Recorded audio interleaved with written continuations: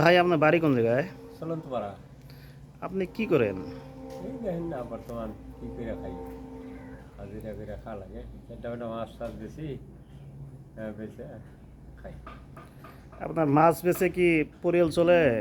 পরিয়াল কমে চলে, বর্তমান কামে জামে নাই না। টাকটুক করে চলে কোনো। তবে কত বাইরে হাজিরা আপনার? 300 400 500। আর যদি মাছটা বেশি কম হয়? বেশি কম হলে তো হাজিরাই থাকে না, আহ, 100 150 200 টাকা থাকে। আহ। তাহলে আপনার কিভাবে দিন চলে যায়? চলে টাকটুক করে, উপায় নেই এখন কি করে। কতদিন থেকে করতেছেন মাছের ব্যবসা? এই 28 বছর এটা। 28 বছর। হ্যাঁ, পোলাবান কয়টা আছে আপনার? 6টা। 6টা। পোলা 6টা, মেয়ে একটা। মেয়ে একটা। ইনশাআল্লাহ। তাহলে বাড়ি চলন্ত পাড়ায়। চলন্ত পাড়া। ঠিক আছে ভাই।